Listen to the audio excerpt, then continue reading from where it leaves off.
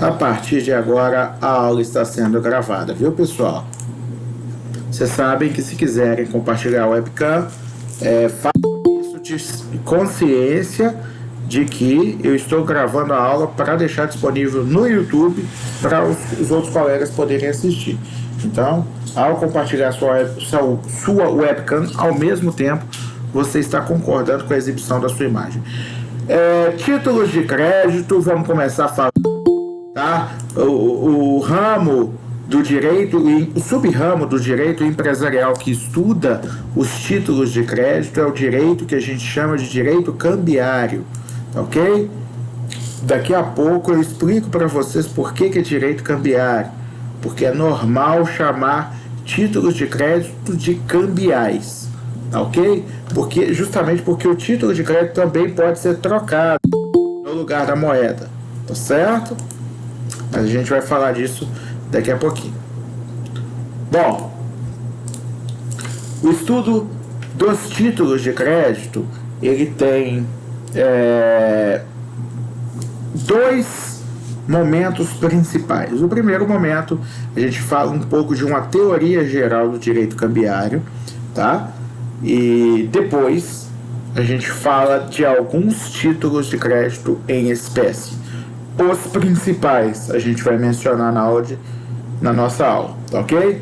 Então, direito cambiário é a parte do direito empresarial voltada para o estudo dos títulos de crédito. Da mesma forma que vocês terminaram no capítulo 3 de estudar o direito societário, que é a parte do direito empresarial que estuda, né, as sociedades, e lá na primeira parte vocês estudaram direito de empresa. Então, na primeira parte, estudar direito de empresa, na segunda parte, direito societário, na terceira parte, direito cambiário, e na quarta parte, direito falimentar. Na verdade, na quinta, né? Porque antes do direito falimentar tem os contratos empresariais. E na última parte, o direito falimentar. Tá? A gente vai estudar esses sub-ramos, essas subpartes do direito empresarial. Então vamos falar o que é título de crédito, como funciona, quais são os principais princípios relacionados aos títulos de crédito, características, né, como funciona a disciplina legal dos mesmos, e depois a gente fala de alguns títulos e dá exemplos, mostra na tela como é a figurinha de cada um, e aí a gente vai falar a respeito de cada um deles. Bom, as relações negociais, elas cresceram ao longo dos anos. A gente começou a estudar o direito comercial falando dos gregos, egípcios e fenícios, principalmente egípcios e fenícios, que começaram a dominar a navegação e aí começaram a realizar a troca de mercadorias, né? Lá na Idade Média, esse comércio se intensifica a partir do momento em que, mais para o final da Idade Média, as pessoas começam a adotar uma economia voltada à manufatura e à indústria, ainda que em pequenas porções, e aí você vê as grandes navegações cortarem o mundo em busca de especiarias, produtos comerciais, e aí vem a Revolução Industrial e cria aquelas linhas de montagem, linhas de produção, e começam a produzir produtos industrializados mais rapidamente, né? Produtos que eram criados de forma em série, né? E aí você vê que em tudo isso tem a presença do comércio. E o comércio, ele tem relações que importam na compra e venda de mercadorias. Essas relações, essas operações de compra e venda de mercadorias importam em transferência de grandes quantias de dinheiro. Só que tem um inconveniente. Nessas operações, a transferência de grandes quantias de dinheiro se sujeita aos perigos de criminalidade, de roubos, de extravios, de perda de grandes quantias de dinheiro, uma vez que transferir dinheiro de um lugar a outro importa não só do transporte, muitas vezes de pesados malotes contendo esse dinheiro, como também importa na insegurança relativa a esse transporte. Você vê que até hoje o transporte de dinheiro gera diversos problemas com assaltos a carros fortes, né? Então, se você puder evitar a transferência de quantias em dinheiro através de instrumentos que possibilitem a troca de papéis em vez de levar o dinheiro consigo, você está acrescentando segurança à operação, né? Para essa finalidade nasceram os títulos de crédito. Imaginem vocês, tá? Que exista um sistema, na verdade existe um sistema de compensação bancária, tá? Em que uma pessoa emite um título de crédito e esse título de crédito, por exemplo, o cheque, é apresentado a um banco. Só que outro cheque deste banco, que foi apresentado o cheque do banco A, um cheque do banco A é apresentado ao banco B, ok? Existem outros cheques do banco B que são apresentados ao banco A. Então, em vez de cada vez que é apresentado um cheque ser enviado dinheiro físico de um banco para outro, existem valores depositados no Banco Central, que representam o saldo de cada um desses bancos. Além disso, existem compensações entre esses créditos de um banco com o outro. Então, se R$1.000 é pago a mim por um cheque do Banco do Brasil lá no Banco Itaú, R$1.000 pode estar sendo pago a um cliente do Banco Itaú pelo Banco do Brasil. E isso vai se compensando, facilitando estas operações de crédito, tornando desnecessária a transferência de dinheiro. Para esse fim, foram criados os títulos de crédito. São documentos que encerram em si, que representam um direito de crédito para o legítimo possuidor desses documentos. E aí, a partir da criação desses documentos, a pessoa não precisa mais levar dinheiro de um canto para outro.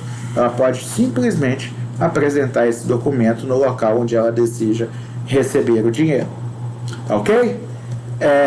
Bom, o crédito, como a gente diz, essa noção de crédito é muito importante para o funcionamento da função do que a gente entende como comércio. Comércio sem crédito é algo praticamente impossível de se imaginar. Desculpa, minha boca secou de uma forma aqui que eu vou tomar um gole d'água aqui, tá? Fran Martins, eu sempre embolo esse nome desse camarada. Fran Martins fala que a confiança que uma pessoa inspira a outra de cumprir no futuro uma obrigação atualmente assumida é o que se dá o nome de crédito, tá? Então, o crédito pressupõe dois elementos: confiança e tempo, ou prazo, diga-se assim, ok? Então, títulos de crédito são o que a gente pode nomear como um instrumento, um documento que representa um direito de crédito, certo? Então, esse crédito pode vir representado num documento.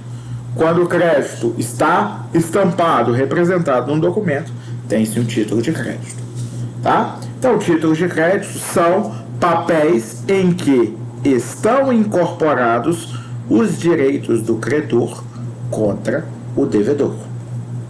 Vivante, que é um jurista italiano, fala que o título de crédito é o documento necessário. Agora eu fiquei em dúvida se é italiano ou espanhol, gente, me desculpa, tá? Depois eu pesquiso e falo para vocês.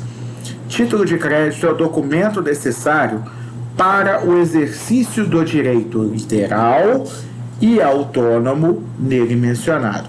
Daqui a pouco eu vou explicar essa questão da literalidade e da autonomia, tá bom? Então, título de crédito é o documento necessário para o exercício do direito literal e autônomo nele mencionado. Vamos lá com essas características que eu acabei de falar. Primeira característica é um documento. Ele é corpóreo, ele é palpável, ele é de papel, tá? Título de crédito deve indicar o direito a que faz jus o seu possuidor. E, para que o credor de um título de crédito exerça esses direitos, é indispensável ele estar na posse do original do documento, do papel, tá? Também chamado de cártula, ok? Então é necessário que a pessoa esteja de posse deste título, que é uma carta com papel, tá? Literalidade significa que somente o que está escrito no título, tá? O que está expresso no título é o direito que esse título garante. Nada a mais e nada a menos. Ou seja, se no título de crédito contém uma ordem de pagamento de R$1.000 contra um banco, ou seja, o banco deve pagar ao possuidor daquele título R$1.000 da minha conta, o que significa isso? Que não é 900, não é 1.100, é 1.000 e ponto, certo? Isso é literalidade. A autonomia significa que um título de crédito pode trazer em si diversas obrigações assumidas por diversas pessoas e que a validade de uma dessas obrigações não depende da validade das outras e vice-versa, tá? Então, quando mais de uma pessoa assumem obrigações no mesmo título de crédito, essas obrigações são autônomas entre si. Uma não depende da outra. Além disso, um título de crédito, o direito de crédito estabelecido num título, ele é autônomo ou abstrato em relação ao que a gente chama de negócio subjacente, ou seja, um título, para ser válido e para encerrar nele um direito de crédito, não depende, não se vincula ao negócio que deu origem à sua emissão. Esse negócio já pode ter sido encerrado há muito tempo e o título ainda está circulando, ainda está gerando efeitos para as pessoas, ok? Então vamos falar dos princípios gerais do título de crédito. Primeiro deles, a gente vai falar justamente da abstração, que talvez seja o mais importante, tá? Os direitos que decorrem dos títulos de crédito não dependem do negócio que deu causa a este título, o que a gente chama de negócio subjacente ou negócio de origem, tá?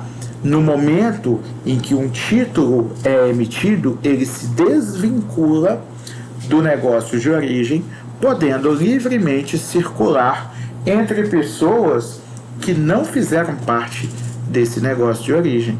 O que significa que um título pode, como diria acho que é o Biafra, né?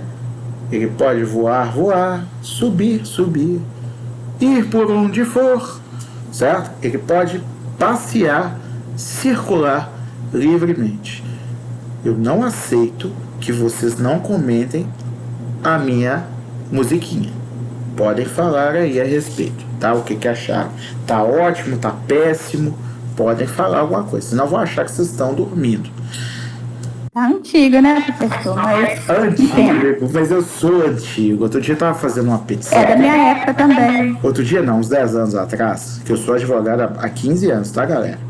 Não, 16 anos. O tempo passou, eu nem vi.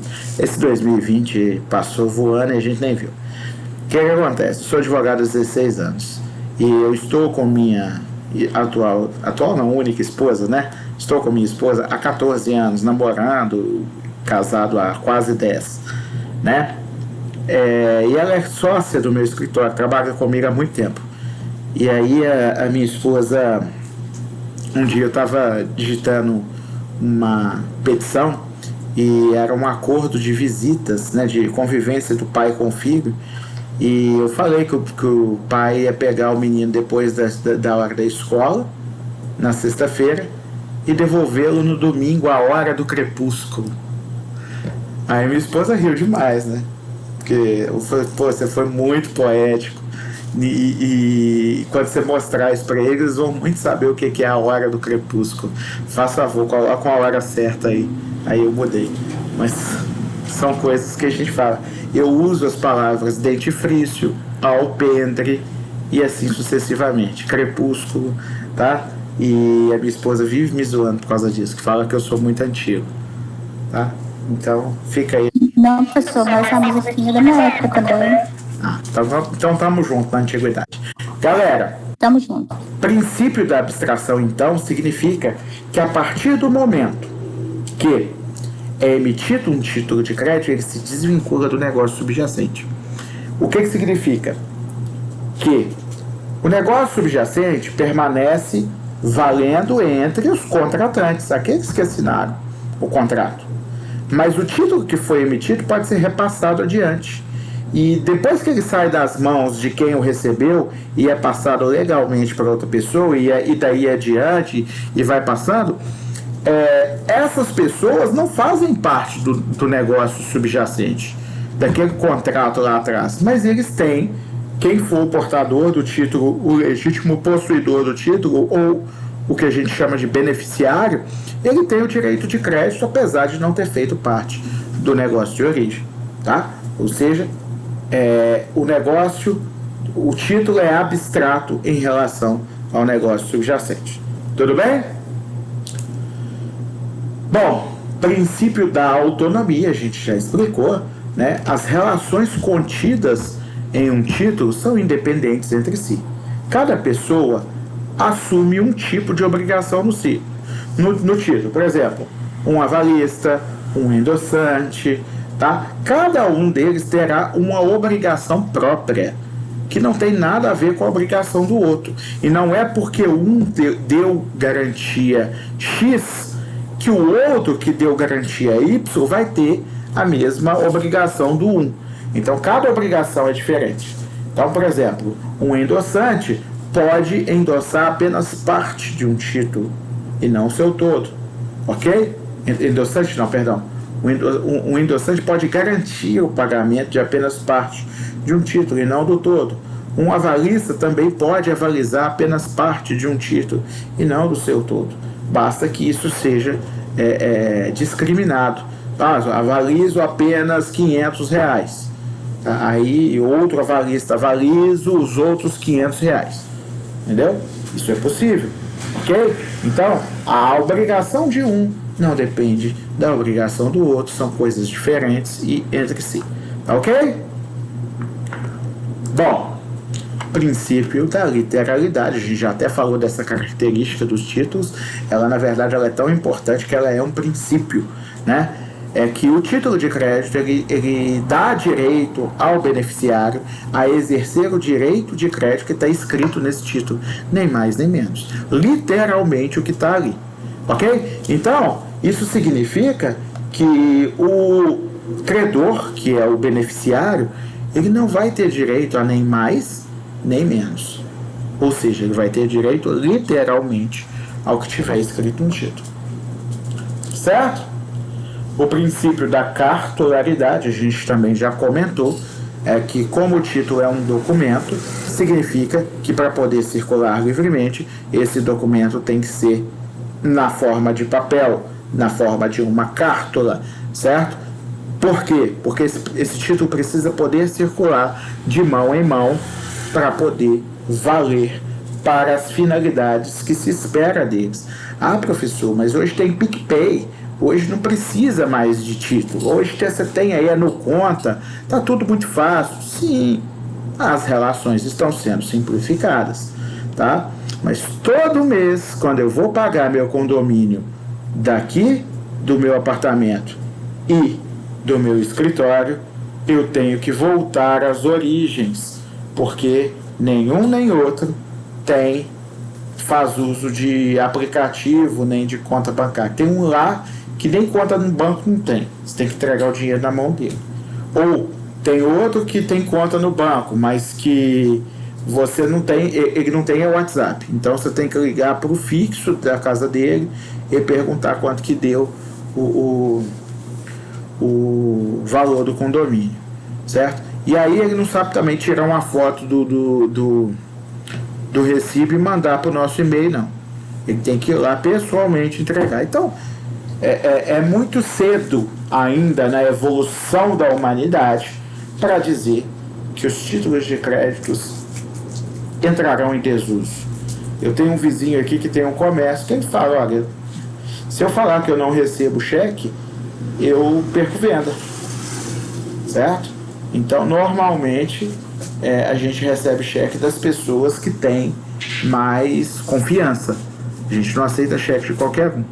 Porém, se eu falar que eu não aceito de ninguém, eu perco venda. Hoje em dia, com o uso do cartão de crédito e do cartão de débito, o uso do cheque diminuiu muito. Mas tem muita gente que ainda faz uso, né? Tem gente que ainda faz uso de nota promissória. A gente vai falar disso daqui a pouco, tá bom? Então, nas relações comerciais, letra de câmbio, duplicata, cheque e nota promissória ainda são muito usados, tá bom? A exibição do documento é necessária para se fazer uso do direito de crédito nele mencionado, tá?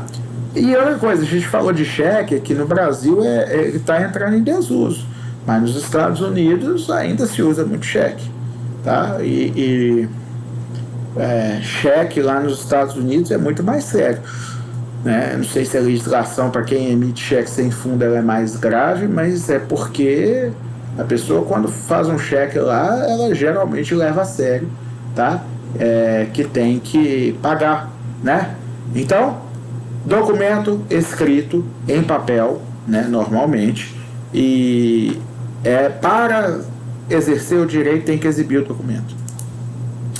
Bom, vamos falar então das classificações dos títulos de crédito.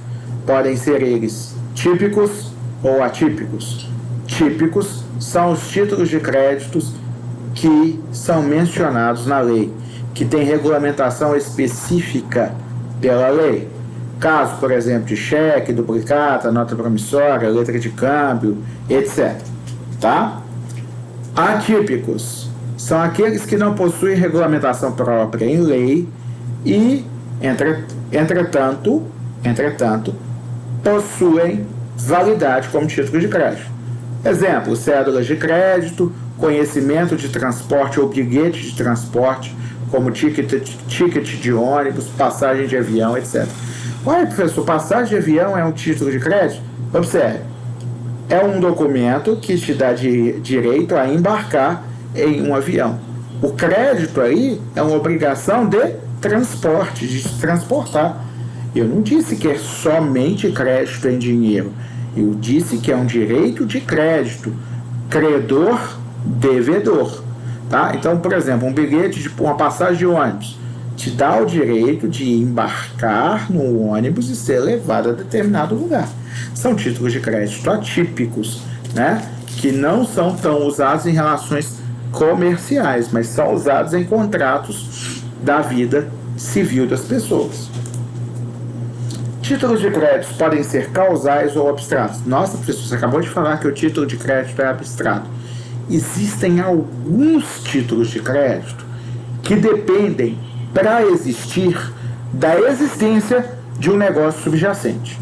Tá? Não quer dizer que esses títulos de crédito não possam ser transmitidos para outras pessoas. Não quer dizer isso. Eles se tornam abstratos depois, podem circular depois. Entretanto, eles só podem nascer com a existência de um negócio subjacente. Existem outros títulos de crédito que podem ser emitidos do nada. Ok? Então, ó, títulos causais. É necessária a existência de um negócio jurídico que lhe dê origem. É o que ocorre, por exemplo, numa duplicata, tá? Que precisa ter uma fatura, tá? Normalmente de uma compra e venda de mercadoria, ok? Esta fatura, ela vem acompanhando a mercadoria que é entregue, e aí ela toma a assinatura, o aceite, quando a mercadoria é entregue. E se não é paga esta fatura no prazo, é emitida uma duplicata desta fatura, duplicata esta que protestada dá ao seu credor beneficiário o direito de executar o crédito contra o devedor. Mas observe, para nascer uma duplicata é necessário haver uma fatura. Para ter uma fatura é necessário ter um negócio de compra e venda de mercadoria ou de prestação de serviço.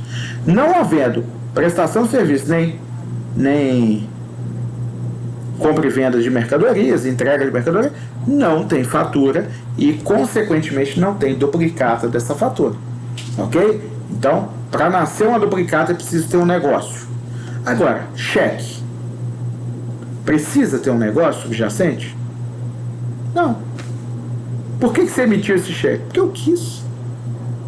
Ah, emiti o cheque aqui, toma.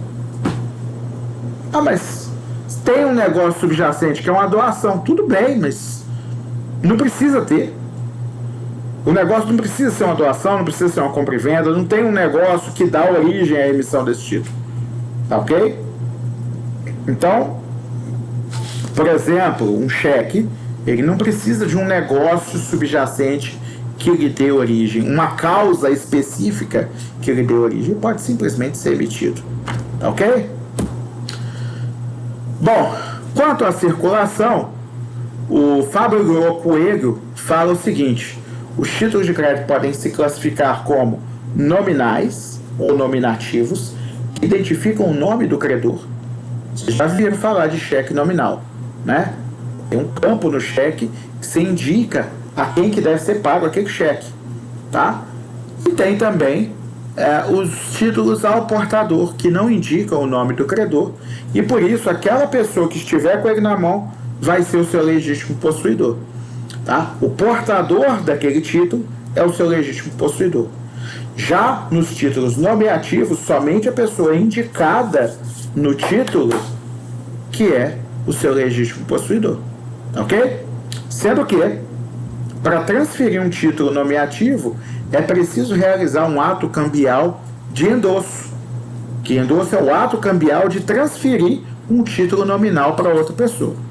Ao passo que no título ao portador, para você transferir para outra pessoa, basta a entrega do título, ou seja, a tradição, né? A tradição, que é o ato de entregar a coisa para mudar a propriedade, é suficiente para transferir a posse do título de crédito ao portador.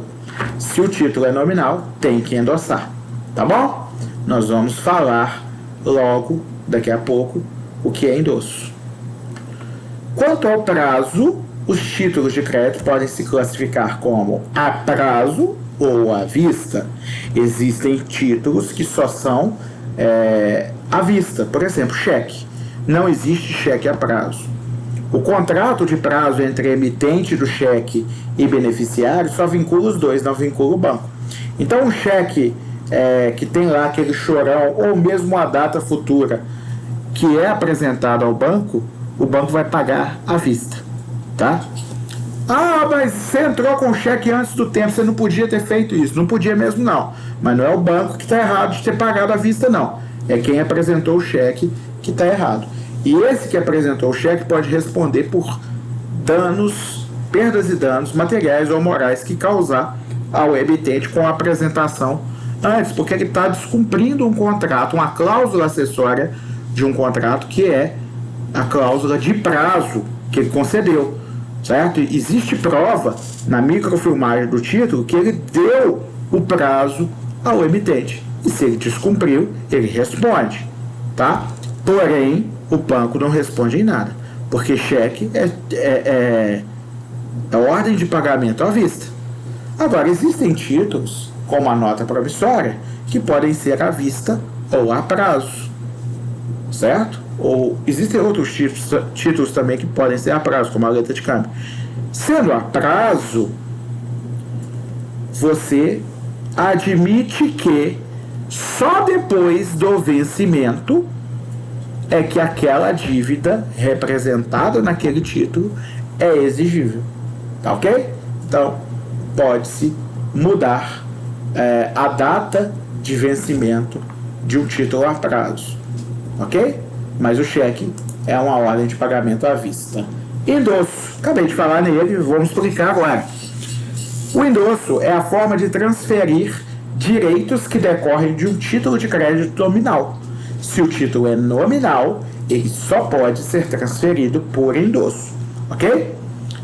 O título ao portador, como a gente já falou, não precisa ser endossado. Basta que seja entregue a outra pessoa para que seja transferido, tá ok?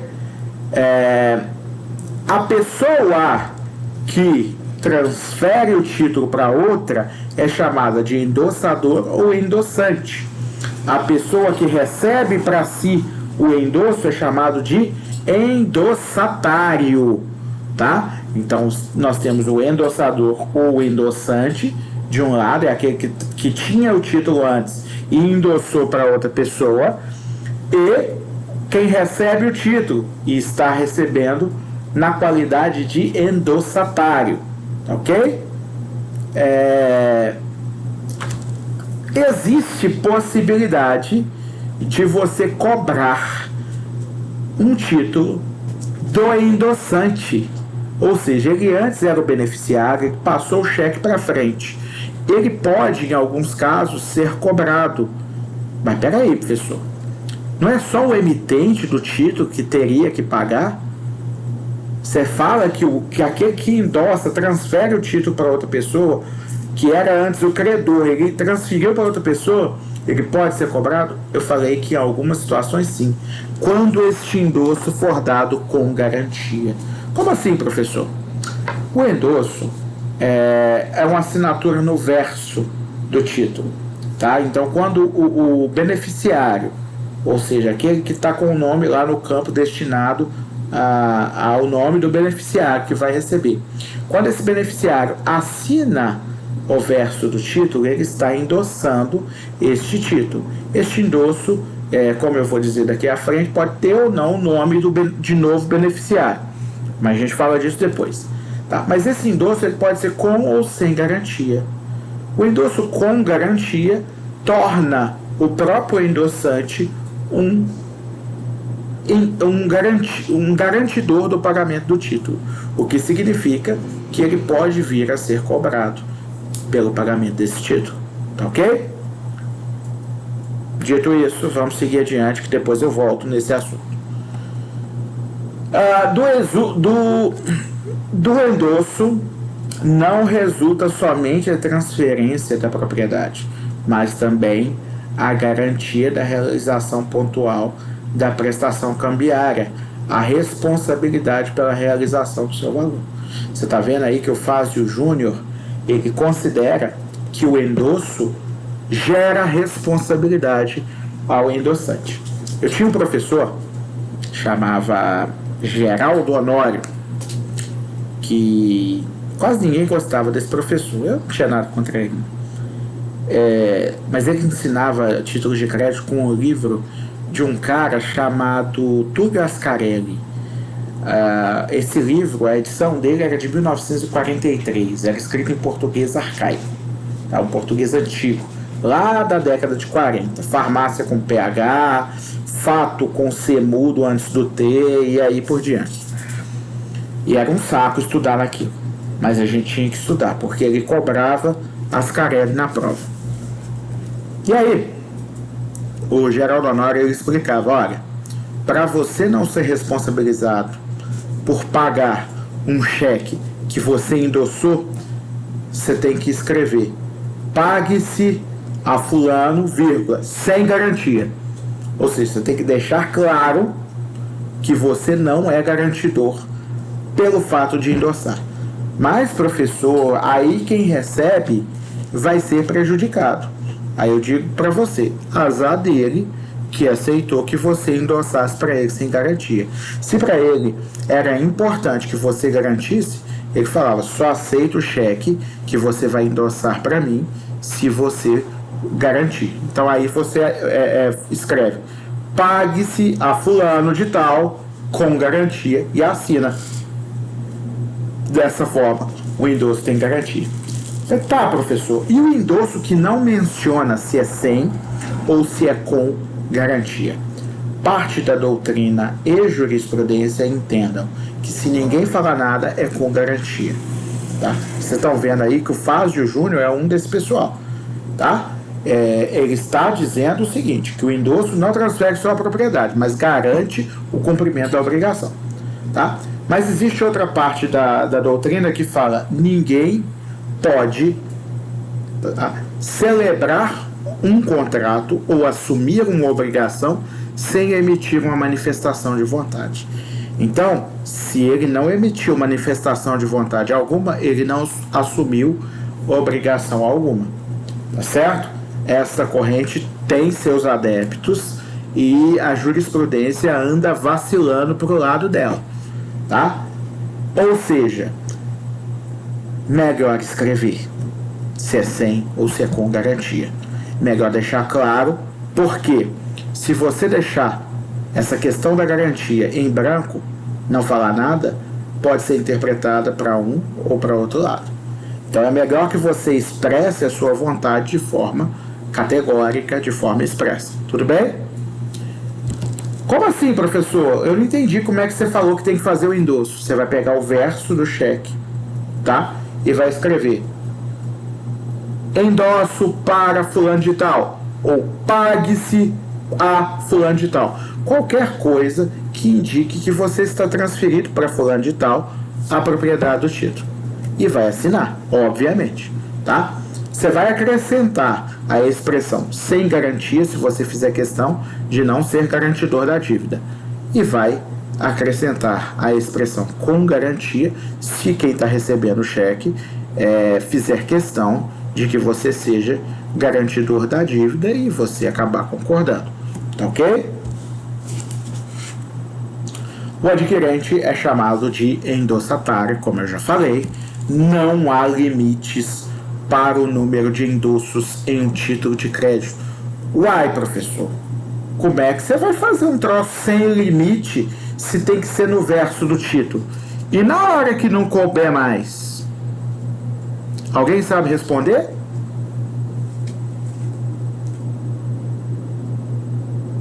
Repete a pergunta. Primeira linha aqui, segunda linha, não há limites para o número de endossos em um título de crédito, tá? Ou seja, eu falei que pode ter quantos endossos quiser. Ou seja, o Tício é o cara que foi emitido o título em favor dele. Aí o Tício endossou para o Mévio endossou para o Tibúrcio endossou para o Flávio endossou para o Bruno endossou para o Caio, e assim sucessivamente. Tá? Se não há limites, e na hora que não couber mais no título, no verso do título, porque o título é um tamanho reduzido. Você vê aí um cheque, por exemplo, é pequeno. Como é que você vai fazer quando não couber mais? Acaba? Não pode endossar mais? Nem ideia. Oi? Nem ideia. Tem mais alguém que tem ideia? Ou você vai simplesmente colar um papel para continuar endossando nessa folha de papel. Nossa, professor, nunca vi isso. Também nunca vi acontecer, mas pode. Tá? O que é importante numa... Nossa, papel de pão. Oi? Repete que a sua voz picou.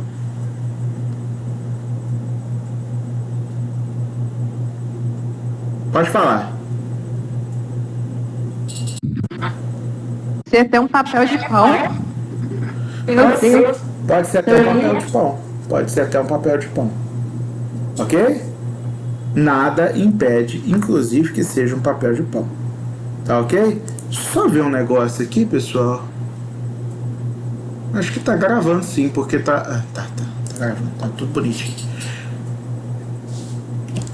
Eu também nunca vi não, Eliane. Meu professor que me contou isso. Porém, você vê, né, gente? O professor nem era o mais querido, tá? Tinha gente que tinha treta com ele. E os ensinamentos que ele deu nas aulas dele eu não esqueço. 20 anos depois. Por isso que eu falo pra vocês, tá? Ler é importante, estudar é importante, mas a aula é muito importante, tá? Porque tem coisa que o professor fala pra gente que a gente não esquece nunca mais, tá? Então tem 3 ou 4 professores lá na UFV, onde eu estudei, que eu me lembro deles falando, na aula deles, do que falaram comigo até hoje. Então, pode pregar um papel e continuar endossando. O que é importante numa cadeia de endossos é a continuidade. Como assim continuidade, pessoal? Eu explico. O primeiro beneficiário, que estava lá no campo destinado ao nome, nominal, né? Estava escrito lá no campo da frente do cheque. Eu estou dando exemplo com cheque que é mais fácil para vocês pegarem, mas qualquer título, tá? O primeiro beneficiário era o Bruno. Aí o Bruno endossou para o Caio. O próximo endossante tem que ser o Caio, que endossou para o Mévio. O próximo tem que ser o Mévio, que endossou para o Tício. O próximo tem que ser o Tício, que endossou para o Tibúrcio. O Tibúrcio é o próximo, endossou para o Sávio, e assim sucessivamente. Ok? Então, a continuidade, sem interrupções, sem quebras, tá?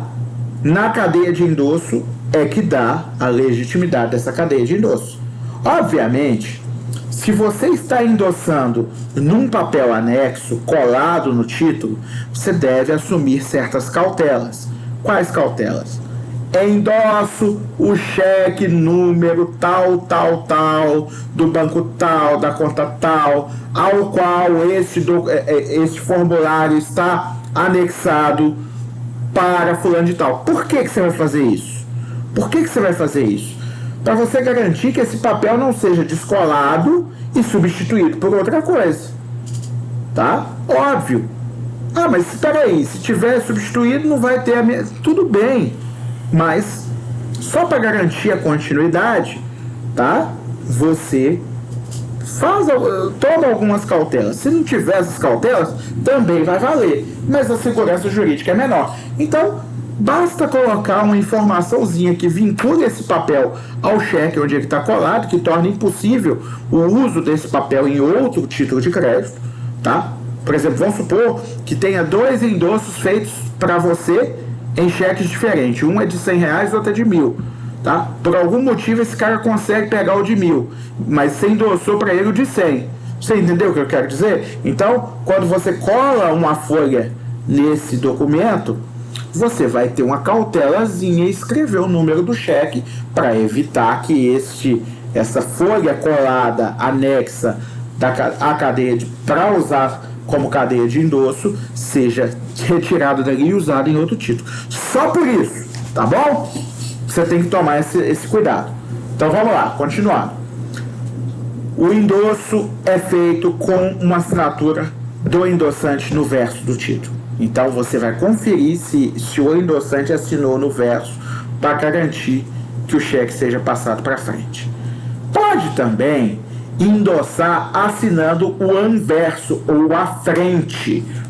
Porém, se você for endossar assinando na frente do título, você tem que mencionar que é transfiro por endosso a fulano de tal.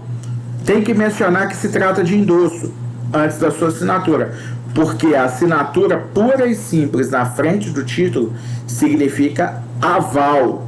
Você vai estar se tornando avalista do título e não endossante, tá bom? Então, para o endosso ser feito na frente do título, tem que dizer que é endosso. No verso, basta assinar. A gente vai falar daqui a pouco desse endosso que só tem a assinatura. Tudo bem?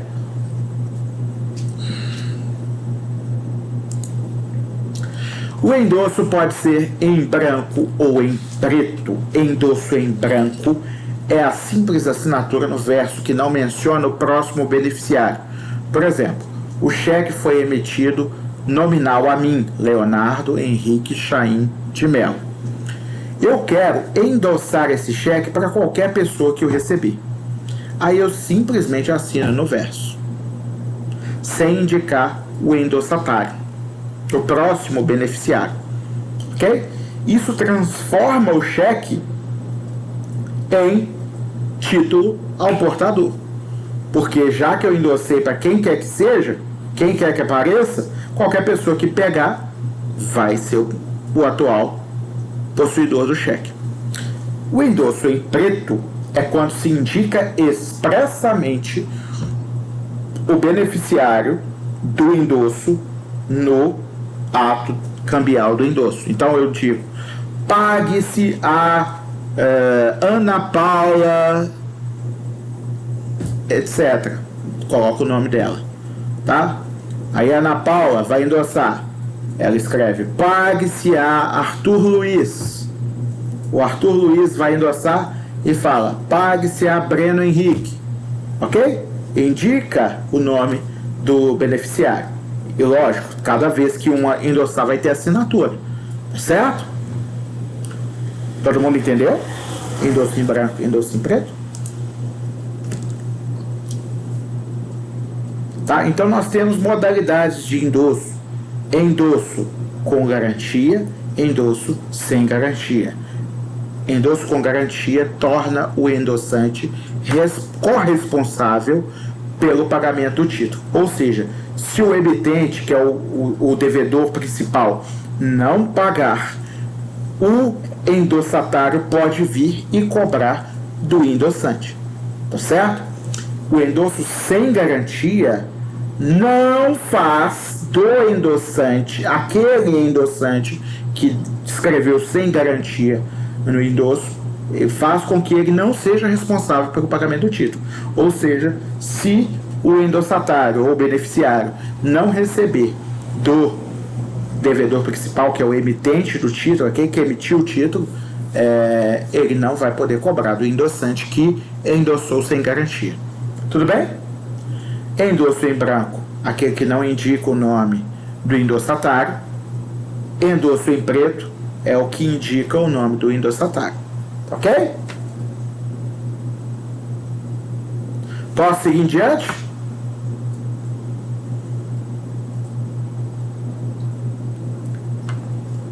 O aval. O aval é um ato cambial de garantia.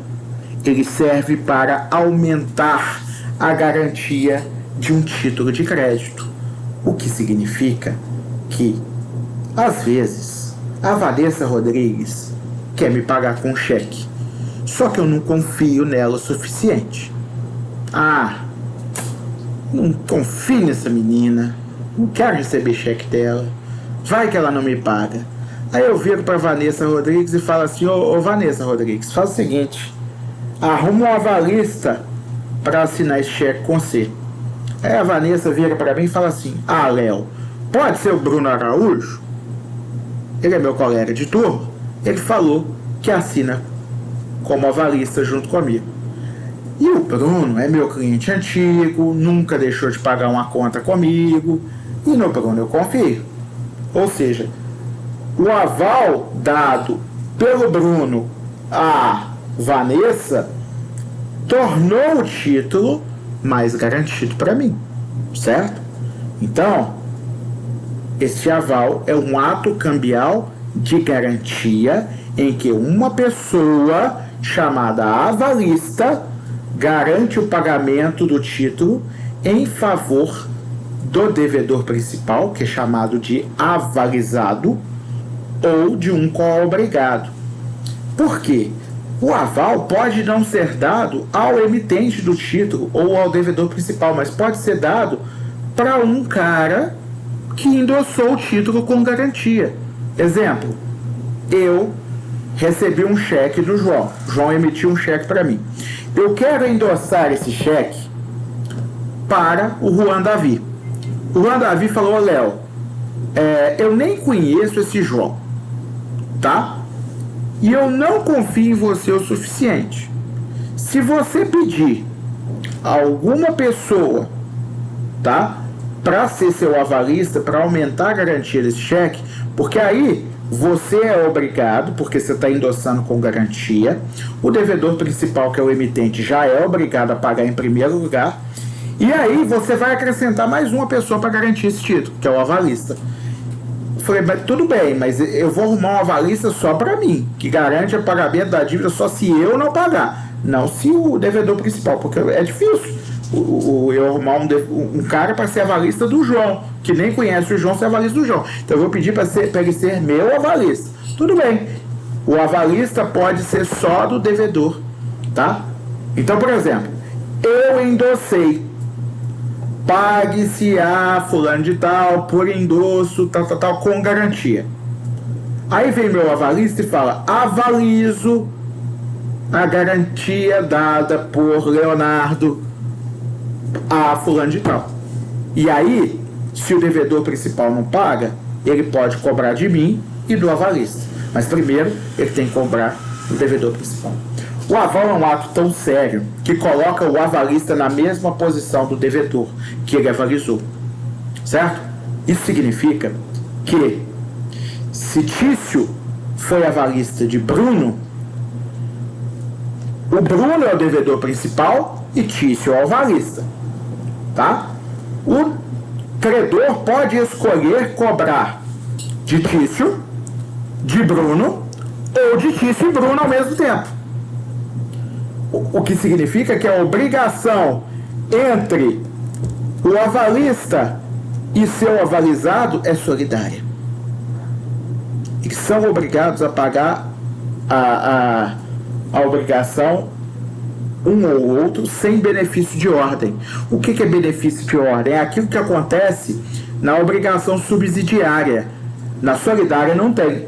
Na solidária, o credor é quem escolhe de quem que vai cobrar ou se vai cobrar de todos ao mesmo tempo.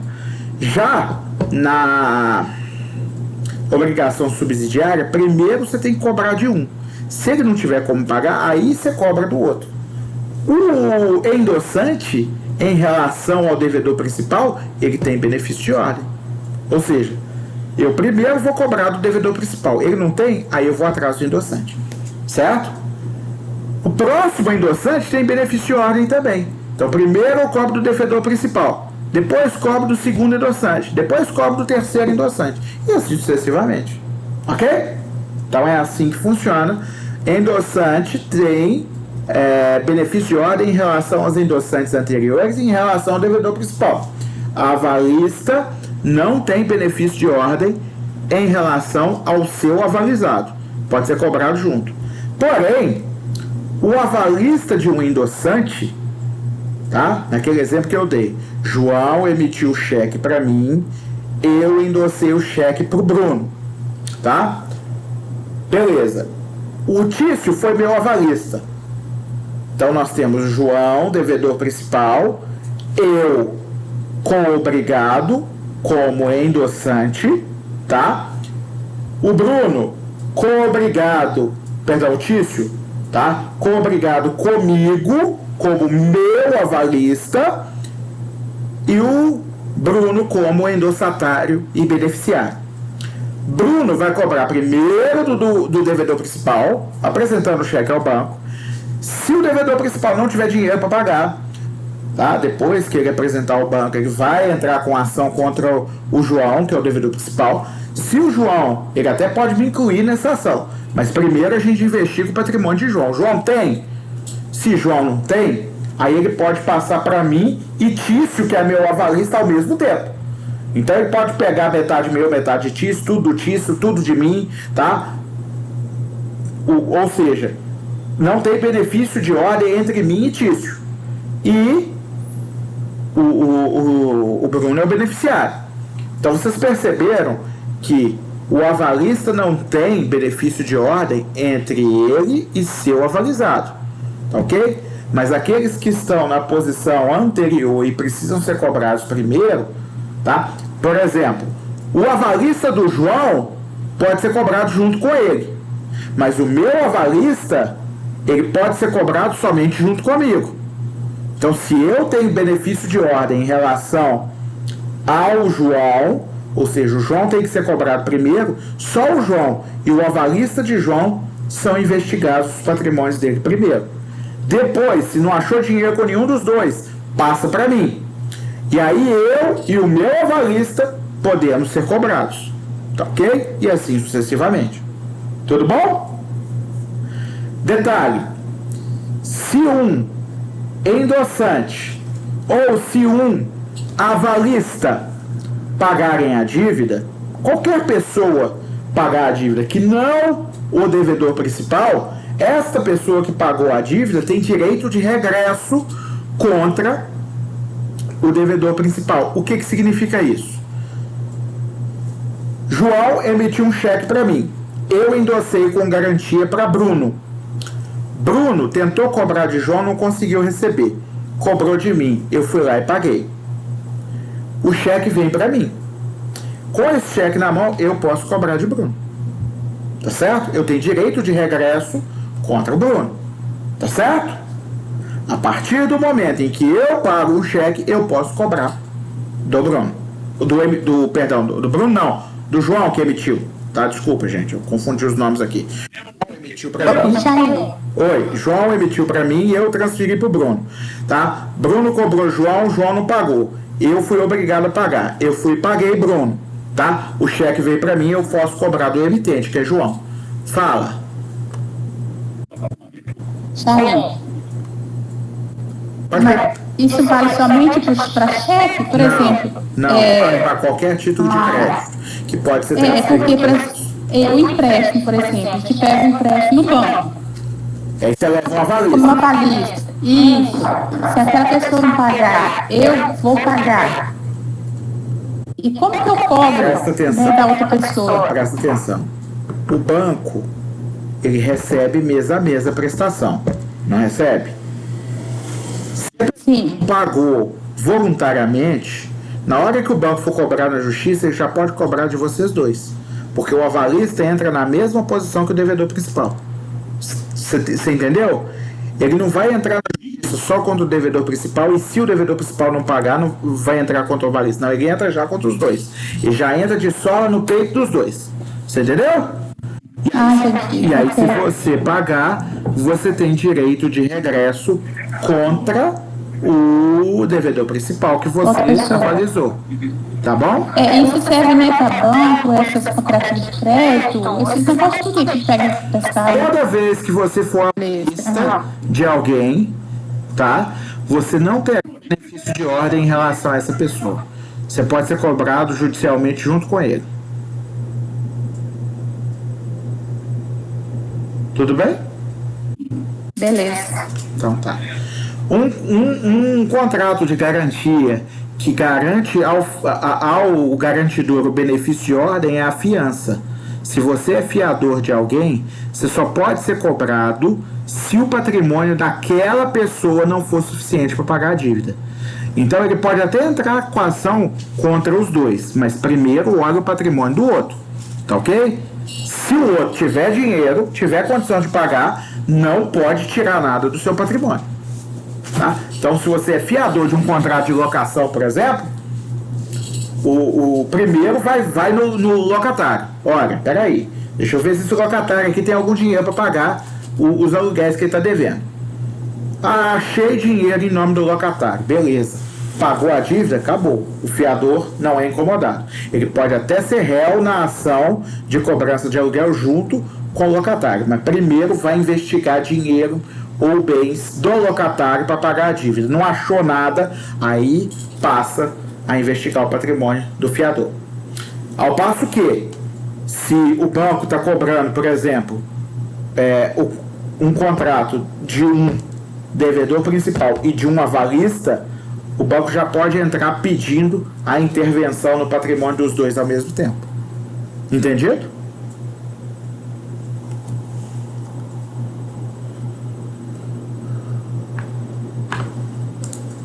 Bom, não confunda, como eu disse, aval com fiança. Acabei de dar um exemplo diferenciando os dois. Avalista com fiador são coisas diferentes, tá? O avalista só existe em títulos de crédito.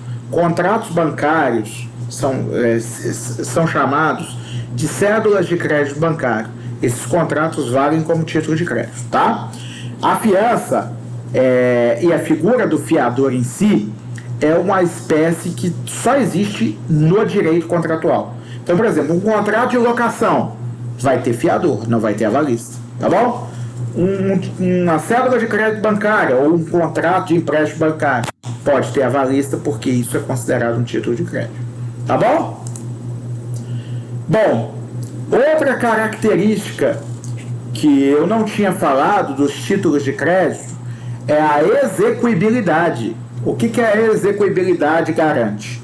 Que o credor de um título de crédito, para entrar na justiça cobrando do patrimônio do devedor, ele não precisa passar por um processo de conhecimento, produzir provas. O direito dele já está provado do título, tá ok? Somente se o título estiver prescrito, ou seja, já tiver passado o tempo de validade daquele título como documento, título executivo extrajudicial, perdido a execuibilidade, é que aí você vai ter que entrar com a ação e usar aquele papel, o título, apenas como prova de que ele tinha uma dívida com você, tá? Mas se tiver dentro do prazo de apresentação daquele título, do prazo de prescrição daquele título, você vai ter direito de cobrar direto, sem precisar provar que existia a dívida. É isso que eu quero dizer, tá bom? Mas a gente fala disso depois de novo, tá bom? Ao quitar o débito, o avalista pode cobrar do avalizado, é o que a gente chama de direito de regresso, tá ok? Ele também pode cobrar de outros coobrigados que se responsabilizaram antes dele. Se ele avalizou apenas um endossante, por exemplo, todos os endossantes que endossaram o título antes dele com garantia são mais responsáveis do que ele próprio. Então, ele pode ir voltando na cadeia e cobrando dos outros também, ok? Que também foram garantidores do título. Ele só é garantidor dali para frente. Tudo bem? Esse direito de cobrar de quem está antes dele e do próprio emitente do título chama-se direito de regresso. Para se tornar avalista, quem é casado precisa, em regra, da autorização do seu cônjuge, tá? A única exceção é o regime de separação absoluta de bens, em que os bens do marido não são os mesmos bens da esposa. Então, se a esposa quiser ser avalista, ela não vai colocar em perigo bens pertencentes ao marido, somente bens pessoais dela. Da mesma forma, se o marido quiser ser avalista, ele não coloca bens pertencentes à esposa, somente seus bens pessoais, tá? Pode se casar dessa forma, com separação de bens? Pode, tá? E aí, se você casar com separação de bens, o que é seu, o que é do seu marido é do seu marido, não mistura o que é seu com o que é do seu marido, tá bom? Nos demais casos, para ser avalista precisa de autorização do cônjuge. Por quê que precisa de autorização do cônjuge? Porque se cobrar de você e atacar o seu patrimônio, bens que pertencem também a seu cônjuge podem ser utilizados para pagar a dívida. Por isso que precisa da autorização dele, tá ok? O aval é feito com uma assinatura simples na parte da frente do título de crédito, o que significa que para avalizar alguma coisa é só assinar a frente. Observem, porém, que se vier a assinatura na frente com a expressão por endosso, aí é endosso e não aval. Mas também pode assinar no verso, da mesma forma que para o endosso você pode assinar na frente. Só que se você for avalizar assinando no verso, você tem que escrever por aval ou avalizo ou qualquer expressão que indique que você é avalista e não endossante, já que você está colocando sua assinatura no verso e não na frente. Tá ok? Entendido? Importante que a simples assinatura do avalista na parte da frente do título de crédito já caracteriza o aval. Tá ok? Pode ter essa expressão que caracterize o aval, mas pode não ter.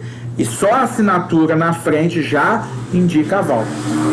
Vocês sabem lá já foram no supermercado tentar pagar com cheque?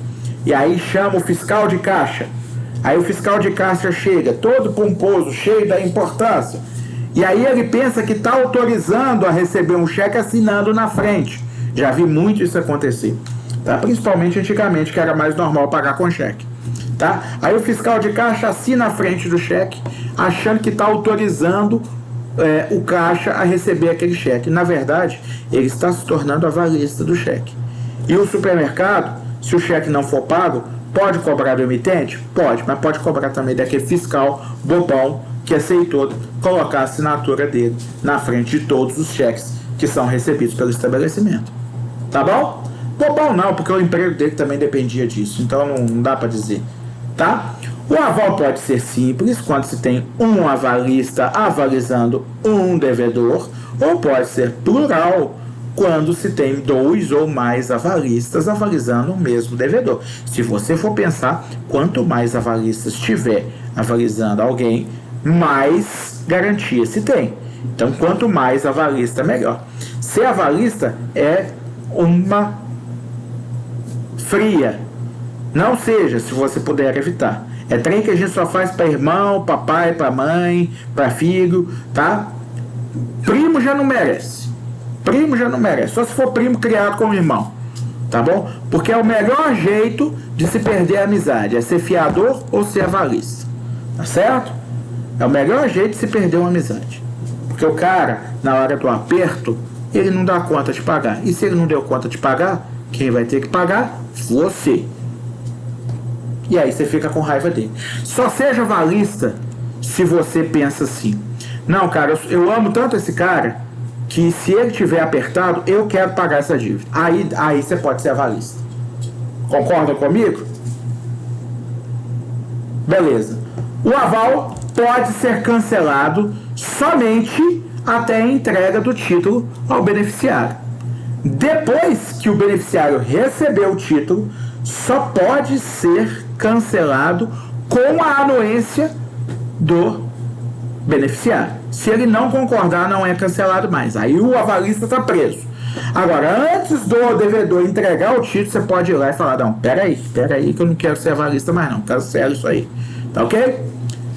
O aval também pode ser extinto pelo pagamento. Ou seja, você não quer incômodo na sua vida. Então você prefere pagar e depois se virar com o seu avalizado, que é o devedor principal. Então, me dá aí, vem cá que eu vou te pagar.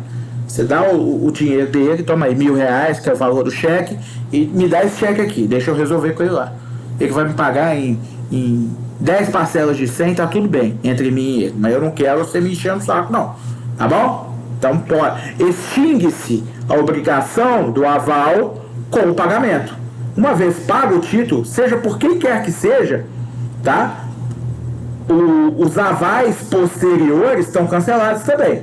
E só pode cobrar dos avalistas anteriores. Agora, por exemplo, se o emitente, que é o devedor principal, pagou, acabou. Todas as obrigações que vieram abaixo dele, acabou o título, tá? Então o João emitiu um cheque para mim. Eu transferi o cheque pro Bruno com o aval de Tício. Aí, Bruno cobrou do João, que é o emitente. João pagou, acabou meu aval. Não tem mais obrigação nenhuma. Nem o Tício, que foi meu avalista. Acabou, tá ok? Foi extinto pelo pagamento do cheque. Tá ok? Mas ainda pode, como o aval é uma obrigação acessória, a nulidade da obrigação principal extingue, anula a obrigação acessória. Exemplo: eu sou avalista de João. João emitiu um cheque para Maria, tá? Se o meu aval é nulo, João continua devendo a Maria, porque o aval é obrigação acessória e a nulidade do acessório não contamina o principal.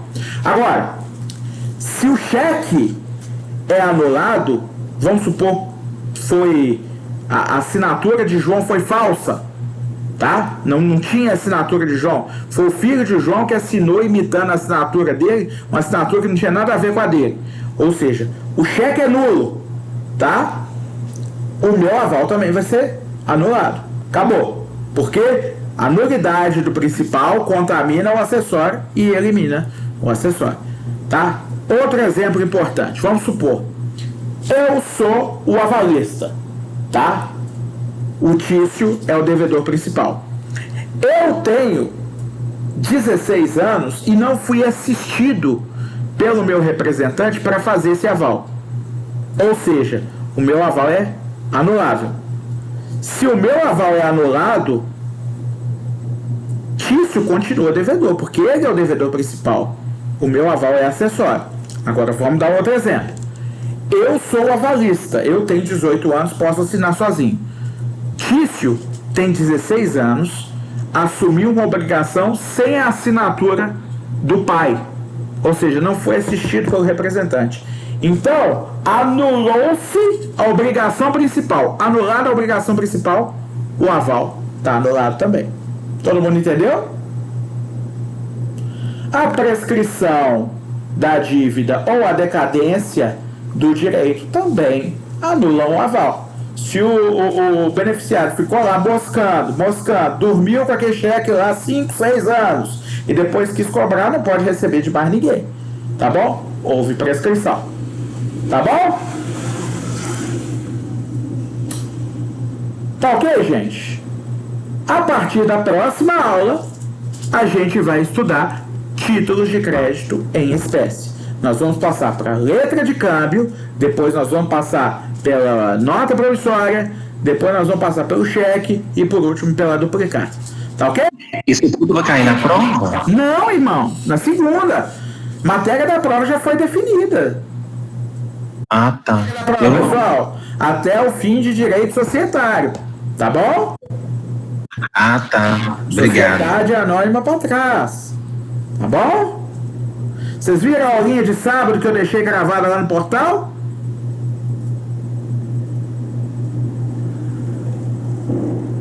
Sim, professor. Foi uma aulinha pequenininha de 35 minutos, tá? Dá para assistir no intervalo de um jogo de futebol. Metade você assiste no intervalo, outra metade você assiste depois. Rápido e útil, tá bom? Pessoal, dúvidas sobre a aula de hoje? Até então, não. Agora não, na aula da prova que vai vir todas as dúvidas possíveis. Tá, esta matéria cai na segunda prova, não na primeira, tá bom? A partir de título, vai cair na segunda prova. Viu? Ok, professor. Então tá, Então a gente. matéria da segunda prova vai ser muita coisa.